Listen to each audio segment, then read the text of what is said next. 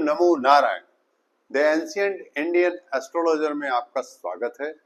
आज हम आपके सामने एक ऐसे ग्रह के बारे में बताने जा रहे हैं जिसका नाम सुनकर लोग घबरा जाते हैं और कहते हैं महाराज ये तो बहुत ही खराब ग्रह की दशा आ गई,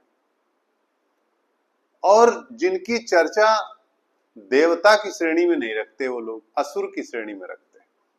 अब आप समझ गए होंगे कि हमने किसकी बात की है।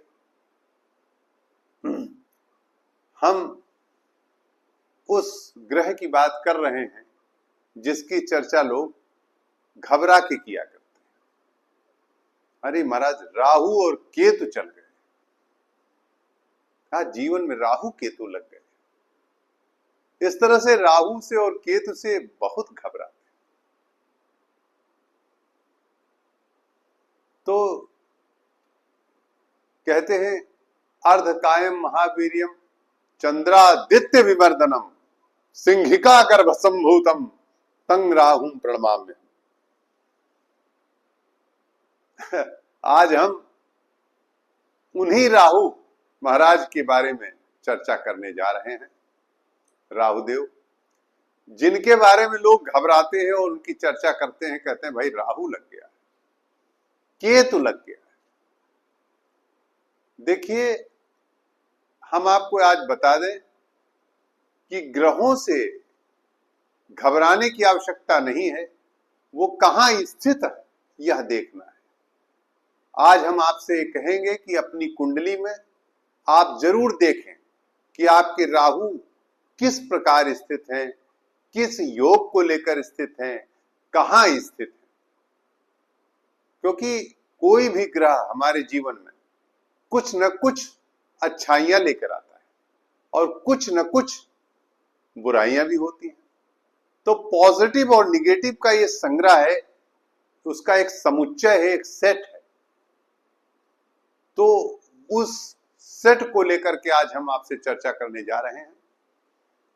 आज हम विशेषतया छाया ग्रहों राहु और केतु की चर्चा करने जा रहे हैं। पहले हम आपको आज का शीर्षक बता दें। आप हमारे चैनल पर अंत तक बने रहिएगा, एक हमारी रिक्वेस्ट है, और हमारे चैनल को लाइक शेयर सब्सक्राइब करना ना भूलिएगा, क्योंकि आज हम बहुत विशेष चर्चा करने जा रहे हैं। और ध्यान से सुनिएगा, क्योंकि आप स्वयं, आप हमारे दर्शक दीर्घा अपनी कुंडली में जरूर देखिएगा कि राहु कहां स्थित है और किन ग्रहों के साथ स्थित है। और हमारे ज्योतिष बंधु भी देखेंगे, जिससे वो अपने जवानों की बढ़िया से कुंडली का प्रेडिक्शन करेंगे। आइए अब हम आपको ले चलते हैं राहु ग्रह के बारे में बताने के लिए। पहले हम, जैसा कि आपको टाइटल आज का बताते हैं, आज का शीर्षक है राहु केतु का शुभाशुभ निर्णय।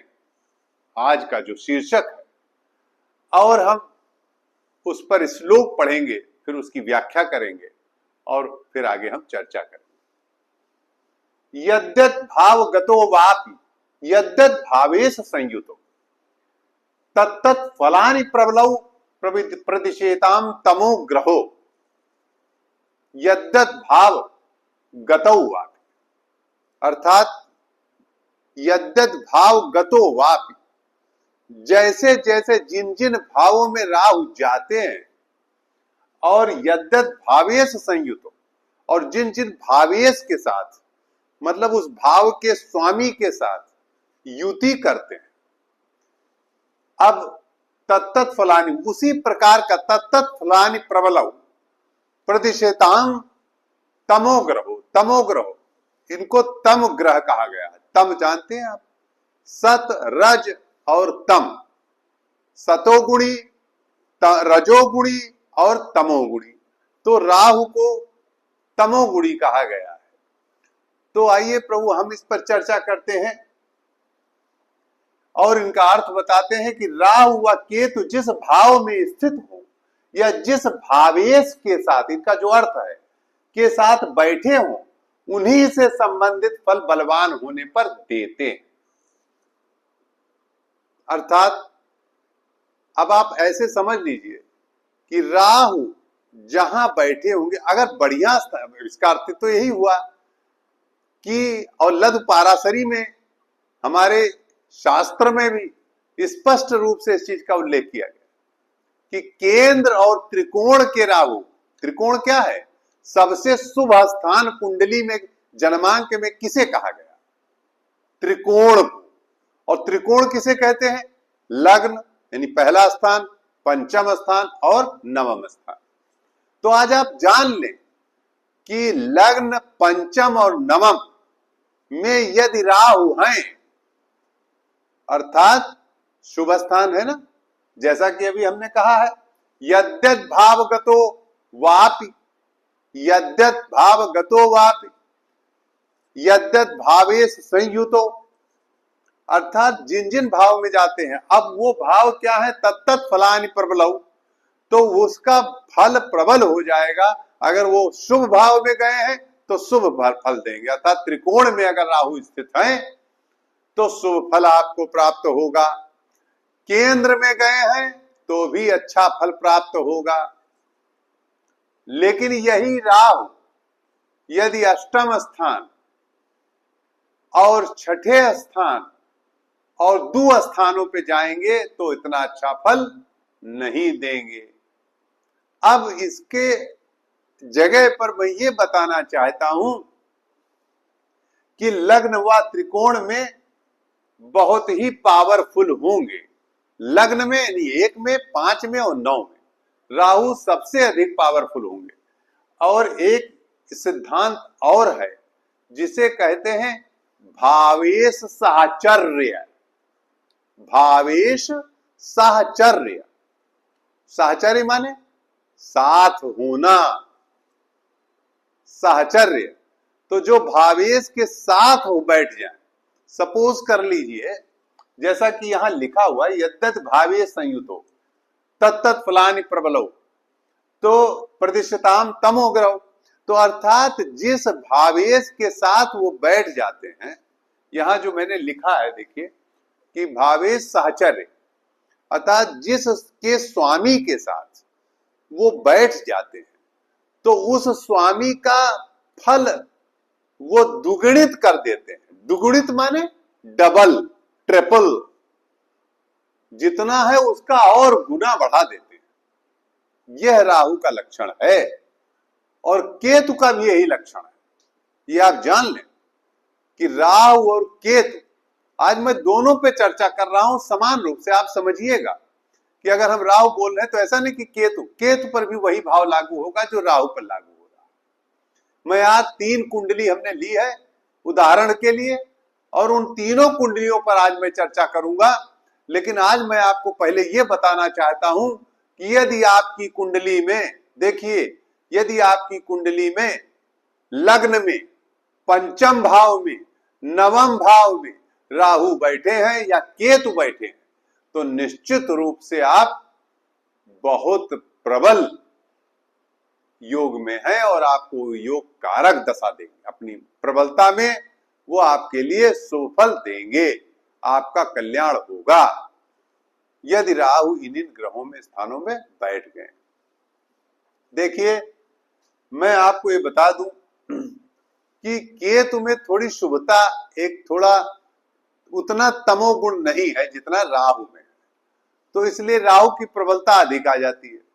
अब हमने आपको बताया कि भावेश साहचर्य का सिद्धांत। अब देखिए, और एक श्लोक हमने और लिखा है कि सपोज कर लीजिए कि अगर ग्रह राहु या केतु कहीं बैठे हैं और उस ग्रह जहां बैठे हैं, मान लीजिए मंगल के साथ बैठे हैं, मंगल कहाँ का स्वामी है, अगर मान लीजिए मंगल केंद्र त्रिकोण का स्वामी है तो बहुत ही बढ़िया।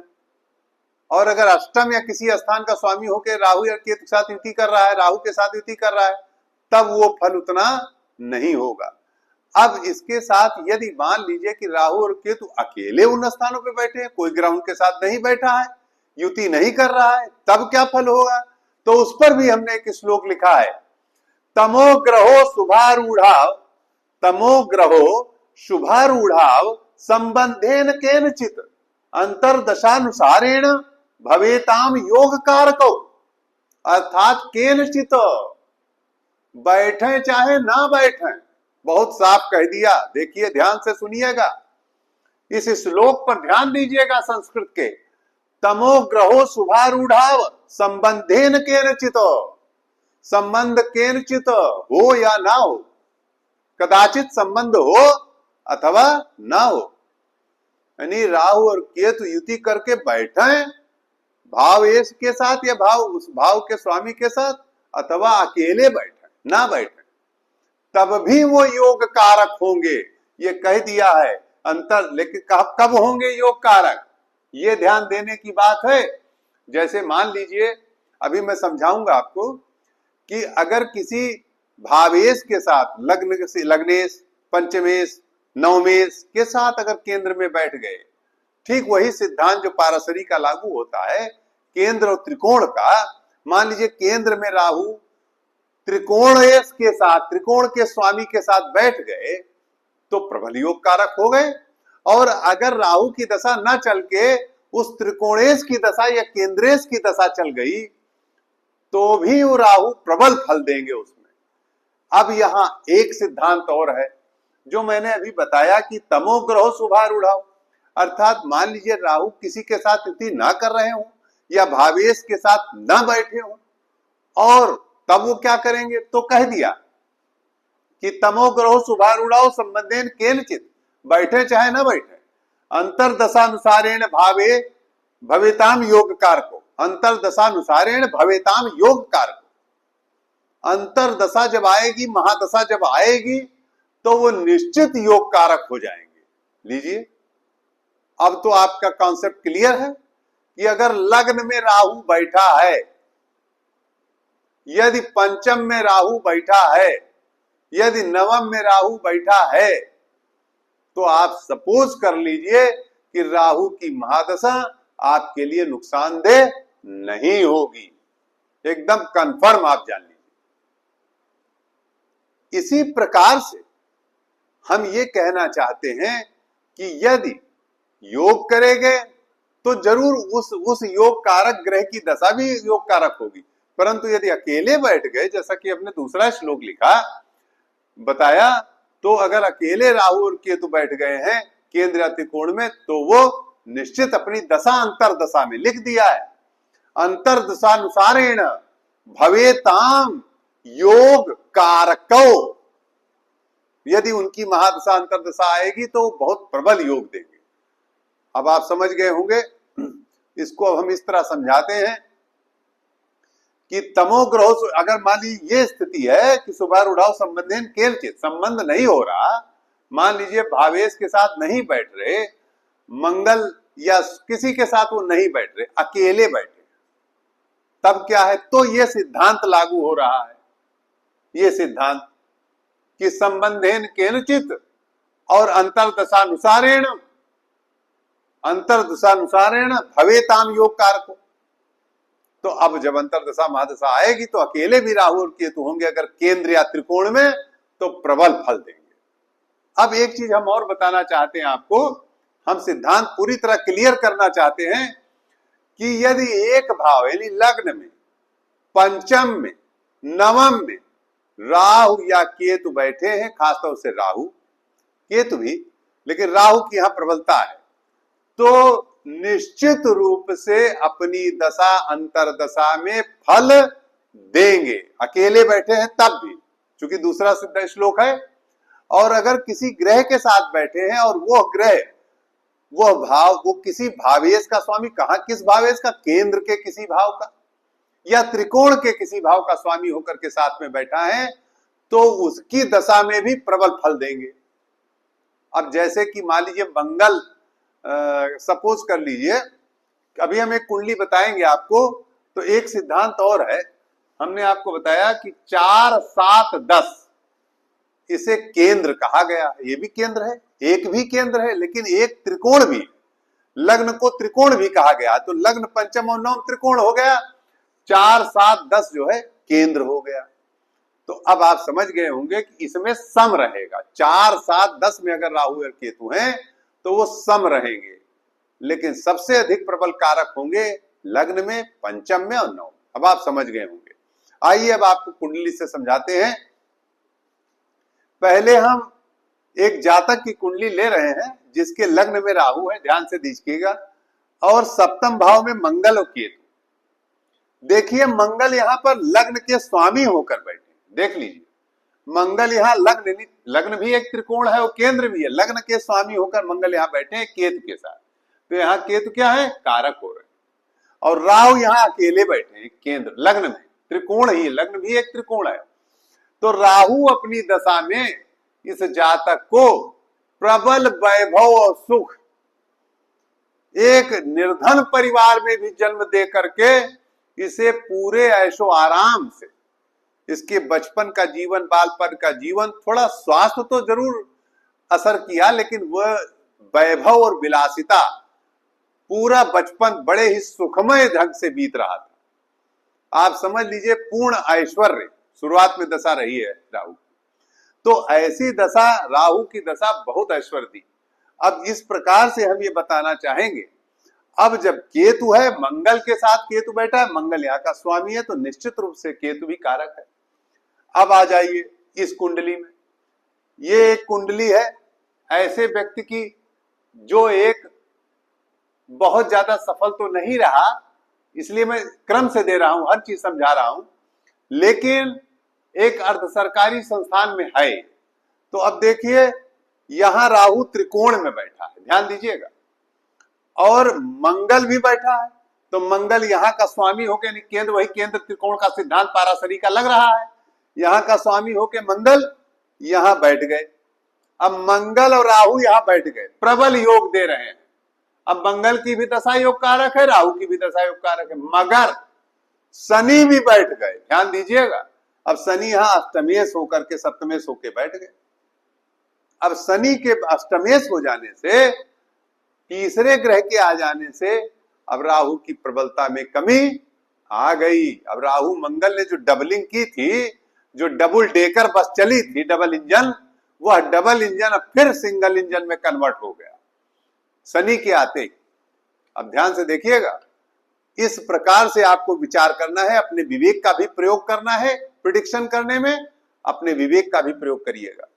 अब इस तरह से आप जब ध्यान देंगे, अगर यहां शनि मान लीजिए नहीं होते, यहां शनि नहीं होते, शनि यहां होते, सपोज कर लीजिए यहां होते शनि, तब ये राहु और मंगल प्रबल योग कारक होता है, ये बहुत ऊंचा, बहुत धनाढ्य व्यक्ति होता, मगर अब ये सामान्य है।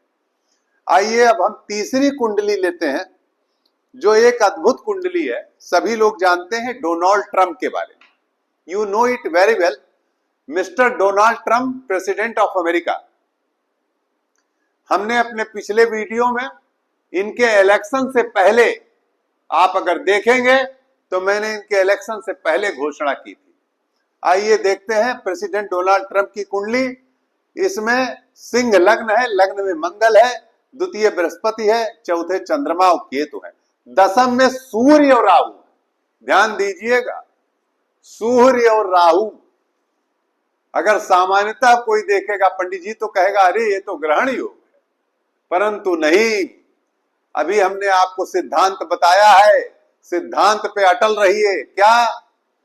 यद्यद भावेश संयुतो, यद्यद भावेश संयुतो, अर्थात सूर्य जो है लग्नेश, यहाँ का किसका स्वामी हो गया? लग्न का। यद्यद भावेश संयुतो, अर्थात लग्न का स्वामी होके यहाँ पर बैठ गया, उसके साथ युति कर रहा है राहु, लग्न के स्वामी के साथ राहु युति कर रहा है। अब राहु ने सूर्य को बल दिया और ये दोनों प्रबल बली हो गया। अब आप जान लीजिए कि राहु और सूर्य यहाँ प्रबल बली हो गए, चूंकि यहाँ इस सिद्धांत पर यद्यद भावगतो आप यद्यद भावेश संयुतो, ध्यान दीजिए, ये देखिए, ये इस सिद्धांत को लेंगे हम, यद्यद भावेश संयुतो तत्तत् फलानि प्रबलो प्रतिशेताम तमोग्रह। अब यहां पर क्या है कि लग्नेश यानी सूर्य यहां बैठ गए, राहु के साथ युति कर लिए, अब प्रबल डबल पावर। अब आप जान लीजिए इनके बारे में, तो अब आप जान ही रहे, हमें बताना है नहीं। तो इस प्रकार से आप ये मान लें कि राहु और केतु खराब नहीं हुआ करते हमेशा।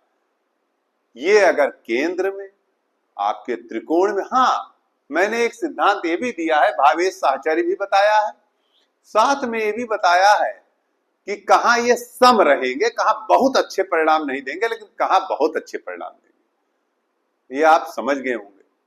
4, 7, 10 में हमने सम रहने की बात की है, लेकिन अगर इसमें भी बैठ करके ये त्रिकोणेश के साथ संबंध करेंगे, जैसा कि केंद्र त्रिकोण का संबंध अन्य ग्रह करते हैं, जैसे अन्य ग्रह करते हैं ना, केंद्र लग्नाधीने तारो, केंद्र त्रिकोणे धीने तारो, अन्योनाशय संस्थितो राजयोग विधि प्रोक्तम विख्यातो विजयी भवेत्। इस प्रकार से अन्योनाशय संबंध करके अगर त्रिकोणेश के साथ ये भी बैठ जाए ठीक अन्य ग्रहों की तरह, जैसा कि इसमें कहा नहीं यद्यत भावे संयुतो, और फिर एक और ग्रह हमने उदाहरण दिया है कि योग युति करके बैठे तो बहुत अच्छा है, और ना अकेले भी बैठ जाए तब भी अच्छा।